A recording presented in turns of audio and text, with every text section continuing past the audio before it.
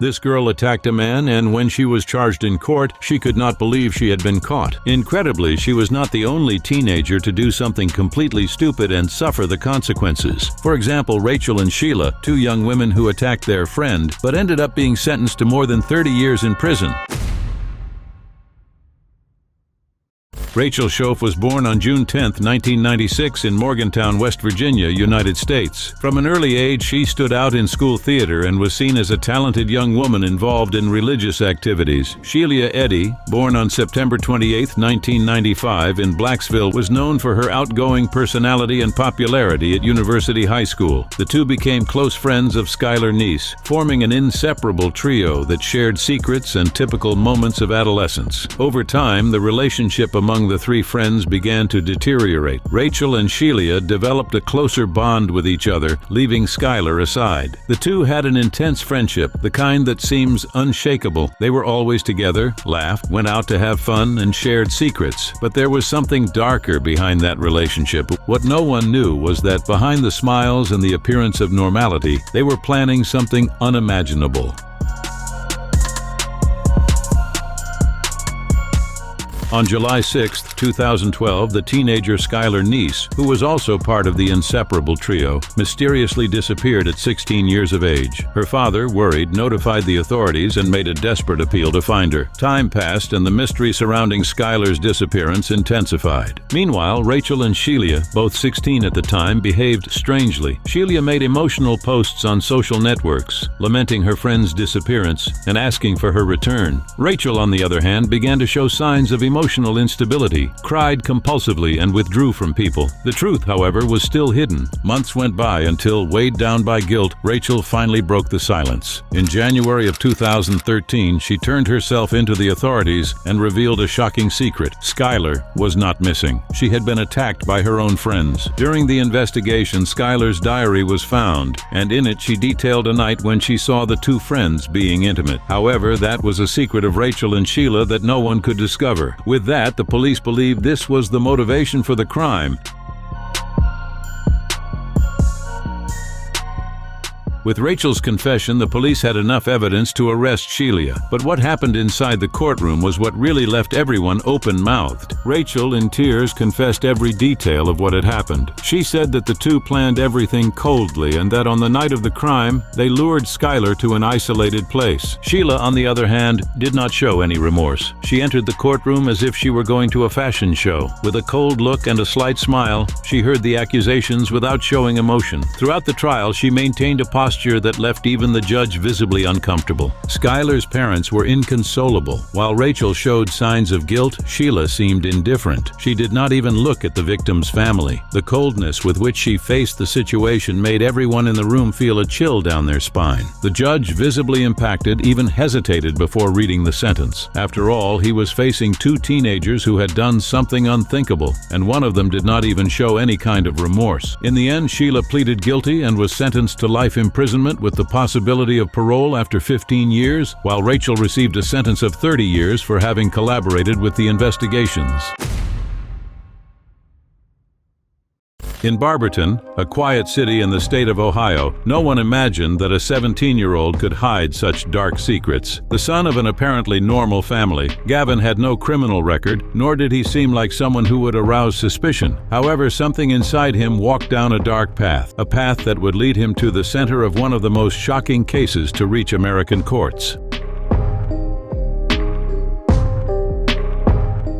The day April 6, 2018, began like any other. The city of Barberton followed its calm routine, but a call to the police completely changed the course of things. A 98-year-old woman, Margaret Douglas, was missing. The sudden absence worried neighbors, as she was known for her independence, even at her advanced age. When the authorities began the search, what they found was terrifying. What remained of Margaret was located in her own home, but the scene made it clear that it had not been an impulsive act. There were signs of something premeditated, something planned coldly. The person responsible? A teenager who lived in the same neighborhood, Gavin Ramsay.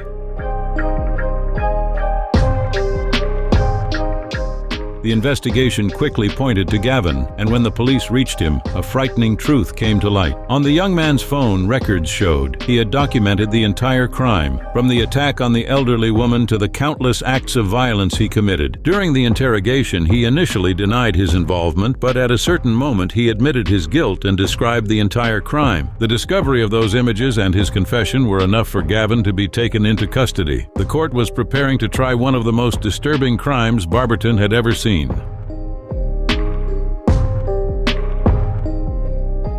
When Gavin Ramsay entered the courtroom for the first time, the atmosphere grew heavy. It was hard to believe that that young man with an innocuous appearance could have committed such a brutal crime. The prosecution did not take long to present the evidence, such as the video records, the messages, and the details indicating that he had already planned that for some time. The judge heard the accounts while the jurors stared fixedly at the teenager. During the trial, experts tried to understand what could have led someone so young to act that way. Some witnesses mentioned that he was a quiet, reserved boy, but no one could imagine what was happening in his mind. Gavin read a text to the court, lamenting everything he had done, and the defense tried to argue about his age and his ability to understand the consequences of what he did. However, the coldness with which he carried out each step of his plan made it clear to the jurors that it could not be treated lightly. The prosecutor emphasized that the young man not only committed a terrible crime, but made a point of recording everything, as if it were a trophy.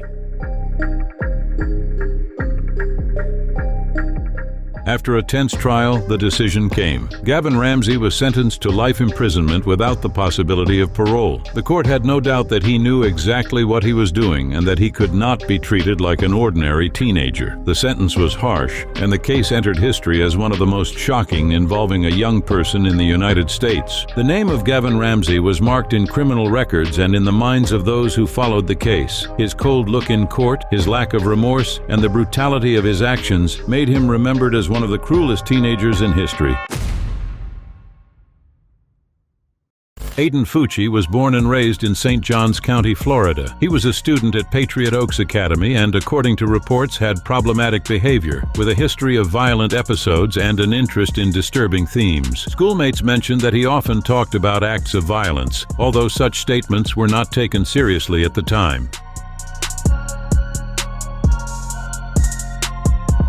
On May 9, 2021, Aiden Fucci was last seen alongside Tristan Bailey, a 13-year-old schoolmate. During the early hours, the two went out together, but only Fucci returned. The young girl's disappearance led to an intensive search by the local community, until what remained of her was found in a wooded area near the accused's residence. The investigation advanced quickly based on images from security cameras and physical evidence found at the young man's residence. Clothes with compromising traces were identified, in addition to records of conversations indicating premeditation. During interrogations, Fucci showed oscillating behavior, demonstrating moments of coldness and emotional disconnection.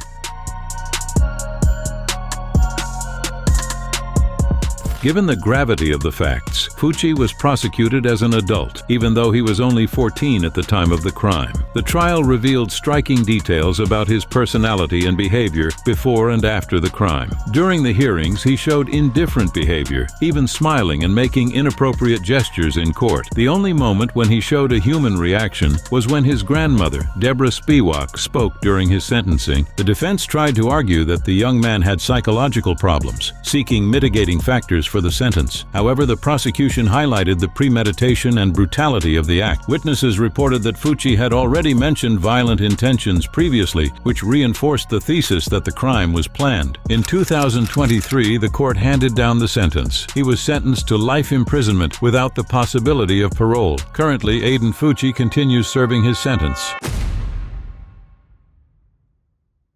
Thomas. T.J. Lane was born in Ohio, United States, and had a childhood marked by difficulties. Raised in a troubled family environment, he faced episodes of domestic fighting and instability. His parents had a history of legal problems, which contributed to an unstable environment. During adolescence, he studied at Chardon High School, where he was considered a reserved and unsociable young man. Some classmates remember him as someone quiet and introspective, while others mention unpredictable behavior and a distant look. His academic performance was average, and he did not show significant involvement in school activities or sports. On the morning of February 27, 2012, TJ Lane arrived at Chardon High School and headed to the cafeteria, where several students were gathered before the start of classes. It was at that moment that he carried out an attack against a group of students, causing panic among those present. After the incident, Lane fled the school, but he was quickly detained by police in a nearby area. The investigation revealed that he had no direct connections with the victims, making the act even more enigmatic. At his residence, authorities found evidence that he had planned the attack in advance. Messages and notes indicated a pattern of violent thinking, something that until then had not been taken seriously.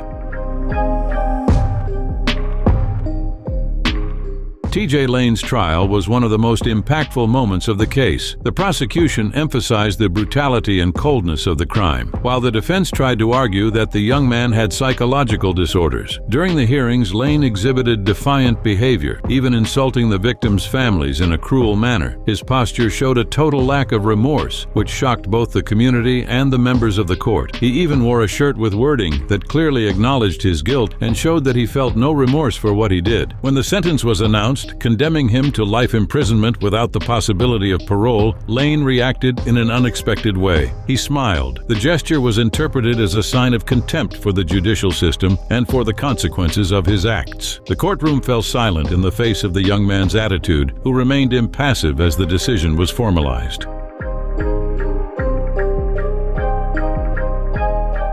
On September 11, 2014, Lane escaped from prison with another inmate. However, his escape did not last long, and he was recaptured hours later. Currently, he continues serving his sentence. Gavin Smith was born and raised in Elkview, West Virginia. Since he was little, he led an apparently ordinary life alongside his mother, Risa Mae Saunders, his stepfather, Daniel Dale Long, and his two younger half-brothers, Gage Ripley and Jameson Long. Nothing in his childhood drew alarming attention. However, as he grew up, Gavin showed increasingly isolated and reserved behavior. The few friends he had noticed his introverted personality and his lack of emotional connection with those around him. He spent long hours locked in his room, consuming violent content on the internet and distancing himself from his family. At home, relationships were not the best. There were reports of constant conflicts between him and his relatives, which contributed to an increasingly tense environment. It was during this phase that Gavin began a relationship with Rebecca Walker, a young woman who, according to later investigations, exerted great influence over him. The relationship between the two was intense and obsessive, and soon it would become one of the central elements of the crime that would shake Elkview. On the night of December 13, 2020, a deadly silence took over the Smith household. Gavin, then 16 years old, executed a plan he had been maturing for months. Meticulously, he waited until everyone was asleep before acting. With a rifle in his hand, he shot his mother, his stepfather, and his two half-brothers. Investigations indicated that Gavin did not act alone. During the crime, he was on a video call with Rebecca Walker, who encouraged him to follow through with the plan. The objective of the two was to eliminate any obstacle that could prevent their relationship. For 4 days, the house remained silent. What was left of Gavin's family was only found when a relative, suspicious of the lack of news, decided to visit the residence. The scene was described as devastating. The police quickly identified Gavin as the main suspect. He was arrested and, during interrogation, gave contradictory versions before admitting his responsibility. His girlfriend was also detained, accused of conspiring with him to commit the crime. 2 years after the tragedy, in January of 2023, Gavin Smith finally faced justice. Now 18 years old, he appeared in court to hear his sentence. Throughout the trial, he maintained a cold demeanor. He did not show emotion. He did not express remorse. He only watched as the prosecutors described the brutality of his acts. His lawyers tried to argue that he had been manipulated by Rebecca, that he suffered from psychological problems, and that deep down he was a troubled young man without full awareness of what he was doing. But the evidence against him was irrefutable. He knew what he was doing. He planned every detail. He was coldly calculating. Judge Kenneth Ballard was direct. Gavin's coldness, his ability to eliminate his own family without hesitation, made him not be seen as a naive teenager, but as an extremely dangerous individual. The penalty left no doubt: 3 life sentences for the attack on his mother, stepfather, and one of his brothers. In addition, another 40 years for the death of his other brother. The sentences would be served consecutively, ensuring that he would never again be a free man. At the moment the decision was announced, Gavin remained unconcerned. No tears, no expression of surprise. He only accepted his fate with the same coldness he had shown from the beginning. Nicholas Lindsey was born in 1994 in St. Petersburg, Florida. From a home that, like so many others, seemed normal at first glance, Nicholas grew up under the influences of a simple life until something inside him began to change. From a very young age, he was described as calm and introverted, with behavior apparently without major complications. But like many stories of teenagers who fall into darkness, what seemed to be a peaceful childhood would soon become the harbinger of something much darker. It was a February night in 2012 when Nicholas, at just 16 years old, committed a crime that would leave his entire city in shock. Armed with a pistol, he invaded a convenience store and, in a surprising and merciless way, shot a police officer named David Crawford. The officer, who was on a routine patrol, never had the chance to react. The attack, without warning, shocked everyone nearby. Nicholas fled the scene of the crime, but what really terrified the police and residents was his attitude after the incident. He went on with his life as if nothing had happened, living normal days while the police hunted the person responsible for such a brutal attack. The search to find Nicholas dragged on for weeks, but when he was finally captured, the true extent of his coldness began to appear. The young man, who until then seemed to be just another lost teenager, proved capable of unthinkable violence without any sign of remorse. Nicholas Lindsey's trial began in 2013, and it quickly became one of the most controversial in local history. At 17 at the time, he was accused. Nicholas's behavior during the trial was absolutely disrespectful. Instead of showing the slightest remorse, he seemed to treat the situation as if it were irrelevant. During the hearing, it became clear that Nicholas was not willing to accept any responsibility. His disdain for the court and those involved in the case not only shocked everyone, but directly influenced his sentence. The evidence was against him, and the coldness with which he treated the case only made the jurors see him with even greater disdain. What seemed like a possible case of a lighter sentence due to his age turned into a legal nightmare for Nicholas. The sentence was severe: life imprisonment without the possibility of parole. At the moment he heard the verdict, Nicholas only smiled, showing his disdain for the situation. 7. Franecha Torres was born and raised in Norcross, Georgia. Her life seemed to follow the course of any other 17-year-old. Little is known about her childhood, but what became clear is that at some point her trajectory changed drastically. In adolescence, Franecha began to get involved with a dangerous circle. Her choices led her to get close to Nicholas Evans, also 17 years old, and Khalil Miller, 18 years old. Together they formed a trio that in a short time would leave its mark on the criminal history of Gwinnett County. It all began when William Tunches, 21 years old, mysteriously disappeared. His father reported that he had left home saying he would visit a relative, but he never returned. The next morning, a group of children played on North Cliff Drive in Suwanee when they made a macabre discovery. What remained of Tunches was abandoned behind a house. The police were called, and upon starting the investigation, officers realized that something bigger was happening. That same weekend, 3 armed robberies had been recorded in the region. Witnesses described a group of young people acting suspiciously, and then the names began to emerge: Franecha Torres, Nicholas Evans, and Khalil Miller. The connection among the crimes became evident, and it did not take long for investigators to piece together the puzzle. The trio was not only responsible for the robberies, but also for the tragic fate of Tunches. Arrested and formally charged, the 3 young people faced justice. During the trial, Franecha maintained a cold posture, as if she were not fully involved in the gravity of the accusations. She, who had initially been detained for armed robbery, soon saw her situation worsen. When the evidence connected her to Tunches's fate, her charge was expanded. At the moment when Franecha was charged for the attack on Tunches, her face twisted in indignation. She did not expect the weight of the punishment and seemed not to accept the fate that awaited her. Currently, Franecha Torres remains imprisoned. However, her verdict has not yet been issued. Do not forget to subscribe to watch more videos like this.